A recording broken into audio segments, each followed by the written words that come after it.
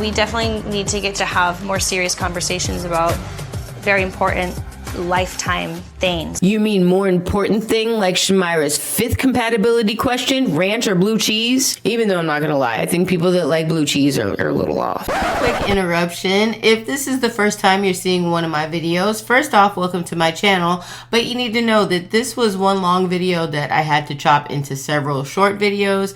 As of right now, I should have up to episode 4 done. So if you want to see the video all together, then go to my channel, go to the Couple to Throuple playlist and start at part 1. Sorry for the interruption. Hey, this session is over, and since, you know, it was so stressful talking about all that today, they're treated to a dinner date later that night to talk about any issues that may have come up during the exercise, like do they pose when they send nudes, or is it more of a spur of the moment thing? We'll start with the newbies. It's weird because I've never been on a date with 3 people. You know what I'm saying? Me either. Cheers. Cheers. I do feel like there's a little bit of nervousness, like I want to touch you more. As we remember, Sean and Brittany are the not very affectionate couple. Like, he doesn't do that much, like, physical touch. So for 4 years, I haven't really been getting that, so I'm not really used to it again. If I were to rate our physical touch, it would be like a 0. Damn. And you know what? I've been there. When you're with somebody who isn't very affectionate and you are, it can be really tough. Like, if you love me and you're attracted to me, why do I have to ask you to touch me like it's a chore? It can be very confusing, but more than likely, that non-affectionate person does love you, but, you know, during their childhood, they didn't get a bunch of affection, or maybe they just didn't see their parents be affectionate towards each other, so they never learned the comfort of physical touch beyond it being sexual. Some people just don't think to do those little things, you know, those little signs of affection, because they didn't learn it. We are missing that part of our relationship, so we're working on it. This right here. See, look, little shoulder rub right here. Now, it is a good sign that Sean is willing to try harder to learn to be more affectionate for Brittany. It seems like one of the reasons that they're interested in bringing someone else into the relationship is truly to be an addition to them. Brittany's looking for someone who can provide a level of comfort and friendship and affection that Sean hasn't been able to, and Sean acknowledges that maybe he can't be everything that Brittany needs, and he sees having somebody else to come fill in those spaces for her is actually a good thing for the both of them. I honestly don't think that he'd be threatened at all if there was more chemistry with Brittany and Darian. Matter of fact, he says as much. How do you feel? Yeah. Love it. Man, I keep having these uncontrollable boners. I'll see you two touch each other. Boner. Now she's coming to my face smiling and making these eyes at me. Boner. And you're a new female in my presence, automatically. Boner. So moving over to Jonathan, after seeing that the boys were also compatible with Frank today, he's a little concerned. I do want that, like, when you guys connect with him, the way you guys connect with me. He maybe needs that reassurance that we didn't just pick him by default. Jonathan has said he thinks that Frank is like this really great guy, and he's worried about them having more in common with Frank than they have with him, but Ramon is also concerned about something too. And I just get nervous that, like, I'm gonna fully, like, open myself up to somebody. Then, like, when this whole experiment is over, what if we don't see you again? He's worried about letting himself get close to Jonathan, and maybe Jonathan isn't taking this as serious, and maybe he'll ghost them after they get off the show, which, because this is reality TV, is actually a valid concern. But it has been nice to see Ramon acting more mature with his emotions, and he's slowly opening up with Jonathan. Well, while they're on this date, they look down, there's a box on the table. What does the box have in it? More compatibility questions. But these ones are actually a little bit, not a lot, a little bit more thought-provoking than that shit that they were asking earlier. The Dynamites, who actually matched with Becca earlier, have run into some more compatibility issues. How often would you want to have sex each week? 21 times. I was gonna say 21. I'm not as sexually driven. That makes me feel kind of insecure. Yeah, I think I have a high sex drive. But yeah, in that way, you two are very compatible. Now, Corey is clearly displaying jealousy at the fact that they may be more physically compatible, and she's probably worried that that physical compatibility will translate into Wilder liking Denise more than her and, like, pushing her out. And this is where polyamory gets complicated for me personally. Maybe society just made me this way, but I'm not evolved enough to be okay with seeing the man that I love have more physical chemistry with another woman. It's one thing to know that he finds another woman attractive, that's kind of natural. But to actually see him flirting and connecting and touching someone else and just be cool, couldn't be me. Out on the beach, our resident superheroes might be starting to see that the grass might not be so green on the other side. What would you like me to know about you sexually? I'm really not a hypersexual person. Okay. These two were thinking that they were going to have little Mia doing backflips off the ceiling fan, and that could not be further from the truth. I feel like I've been waiting forever. I'm like, Think about it. This is such a general question that it's curious that Mia went with a more negative than positive answer. Just putting my think I know some shit hat on again. I think if she was actually attracted to these two, she would have went with a more positive answer and maybe taken this opportunity to let them know something small, like she's a fan of keeping the lights on or something like Sean did. Where do you like to be touched? Shit, the one place that count. My neck. But she went with, you know what I want the two of you to know the most about me sexually? I'm really not a hypersexual person. Okay. Womp womp. So they get to the last card in the box and it says, Use your mouth. I'm gonna take off my lipstick. I'll give you one too. Oh, Mari. Use your mouth. There he is. look at that. Roman's finally getting some tongue from Jonathan. Mia, kiss Lauren.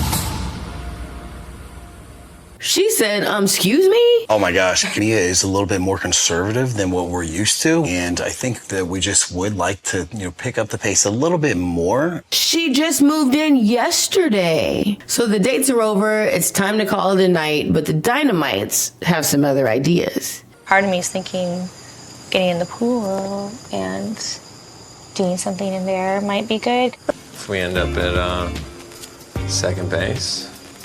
Oh, that's very likely. They're gonna go get in the water and do a little deep sea diving while the Hulks are in for a much different after party. It's time to go snuggle. Snuggle in bed. Snuggles. Yay, snuggle party again. Jesus, this is literally the second night. It's been 48 hours. What happened to learning from your mistakes and taking time to build a friendship first? To me, this is further evidence that Dylan is really only into exploring this for like the fantasy of it and not a true third partner. Also, he just seems to give everybody the ick. Anyway, I can say, even though I thought the exercise was kind of stupid, there has been a little growth from today's conversations. Check out our newbies. So, you've never seen this, right, with us? This is new. Yeah. This is new. Are you okay? I never seen Sean smile that big either. This is new. My guy. We all know that Sean's just doing his best to hide his boner. Another throuple exploring new things is the Dynamites out in the pool.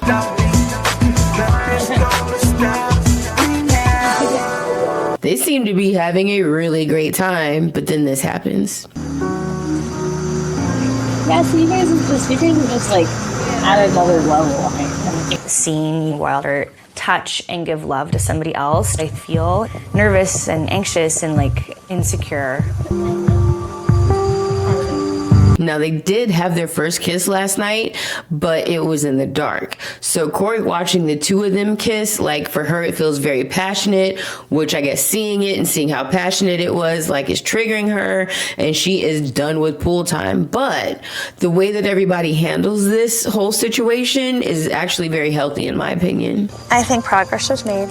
I wish you had paid a little bit more attention to my signal of like, I want to get out. You weren't picking up my signals. It can be challenging when you're dealing with self-control, but I know what is at stake. Not saying anything will ruin the night because No, you're right. boundaries will get crossed. No, Make this meeting adjourned. Thank you.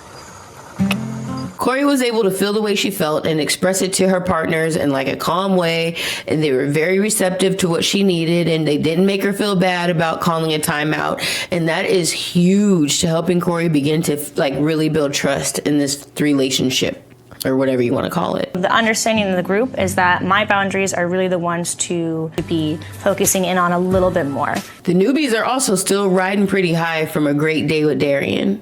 You're in the middle tonight. I could be in the middle. Yeah, come on. I'm feeling great. I mean, the entire day we're just laughing, going back and forth, cracking jokes. But our girl Mia, she's praying for strength. Oh my fucking God. Just hearing that through the screen sets me off. I knew he snored. If I was Mia, I would immediately grab my shit, go find that extra room that Becca was staying in. I'd be out. In the other room, boys were doing boy things. But even after all of that, Jonathan still woke up feeling a little apprehensive. How was your date? It was cute. I feel like we connected deeper this time. But at one point, Ramon was getting like a little emotional. But like, it was just a lot, to take in. It's not that I see red flags, but with Ramon, it has been a complete 180. So I'm just like, this is too good to be true. He is concerned about Ramon's like complete turnaround on him. One day he's ignoring him and being rude, and then all of a sudden he's the best thing ever, and he's crying over him, and he's he wants to hold him and squeeze him and love him and da da da. I will name him George, and I will hug him and pet him and squeeze him. Well, over by the pool, Ramon is actually worried about Jonathan too. Like, what if he doesn't feel the same way about us? But he doesn't want to be our experiment. So I think I don't fault him for being a little bit more closed off. So Jonathan joins them, and they let him know that, he started talking about, I think that you guys are compatible with Frank. I'm worried about Frank. But they called him on it, and they felt like this is just a deflection for some reason, and they feel like he's being closed off. I don't know if it's not wanting to be the guinea pig, not feeling like as intense feelings. As you guys? Yeah, I like you both. I feel like I'm not there like the way you guys have shown me that you guys are there. But I mean, I still want to be here. I still want to explore this with you both. But I have to also go on my pace. So he lets them know that their feelings may be a little misaligned, but he still wants to explore things with them. He just wants to slow down. I think for me, then I just am gonna pump the brakes a little bit on it. I've let my guard down, and now I'm starting to see Jonathan does have his wall up. And Ramon immediately puts his walls up and starts talking about the possibility of exploring other people. And this is just in time for the mixer. Tonight, you will see that the Throuples did their best with the unconventional materials challenge. Carry on, carry on, carry on. Make it work, make it work, make it work. Andre. And the unmatched singles come on in and join them. The Hulks wasted no time chatting with Jess. They're more compatible match. I still think that there might be just something more still that I'd like to kind of explore and experience. I'm gonna be always stepping up for you guys, every ceremony, no matter what. Yeah. So, not to put any pressure on, but I'm here. It was this episode that I started feeling like maybe the conditions that the unmatched singles are staying in aren't so great, and they're starting to get desperate to get chosen so they can get out of the hotel. I'm like, is Jess really interested in these two, especially after she's had a chance to talk to Becca, or is she just trying to get out of the hotel? So our host Scott joins the party and drops a bomb on the cast. Please join me in welcoming our newest couple to the resort. Maximo and Ash. That is right. They brought in a new couple, Maximo and Ashley, and they are very different from our other couples. And we really don't care what's between your legs, but if you do, let us show you why you shouldn't. We've always been non-monogamous, but it was always separately. We've never been with someone together. Ash and I are excited to try this out for the first time. They are super cute, super energetic. I didn't catch how long they were together, but they're both queer. They have an open relationship, but they've never shared a partner together. But just seeing these two together reminds me how far we've come since I was little. I think of any queer person out there who struggled to pretend to be what society demanded and spent a lifetime being unhappy, thinking that there was something wrong with them, having no idea that a relationship like the one that these two have was even possible. They seem to be best friends who love each other, but also like to experience things that they can't do for each other, and they give each other the freedom to go do that. I think out of all the couples, this is one couple that's actually ready for this experience. So Ashley and Maximo join the party. They start mingling with everybody. All of the singles are super excited because they have a chance with these two new people, especially the guys. But you know who really isn't paying attention to the new couple? Peach, because she's preoccupied with something else. She hasn't let go of not being picked at the last ceremony. honestly, I just felt so played. None of that is accurate. She said exactly what I guessed earlier. She thought when they gave her those beads that she was going to be their first choice. She had no idea that they actually like Darian as much too. But how she's been acting ever since is a little much in my opinion. I just don't think that that was necessary. So if I wasn't sure before about Darian, after tonight, I'm for sure now. Well, she really doesn't have to worry about being chosen by them now. As the episode comes to a close, we learn that the new couple, Maximo and Ashley, they've been given the penthouse suite in the resort. They are standing on the balcony of Eden, the resort's most luxurious suite that up until now has been kept a secret. They get to choose any single to join them. Of all of our singles here tonight, that's right, chosen and unmatched. And when the Throuples find out that their third can be taken from them, they all start freaking out in another lame cliffhanger that ends episode 4. Like I said earlier, there's probably going to be some really weird cuts because these were initially longer videos that I've had to cut into shorter videos.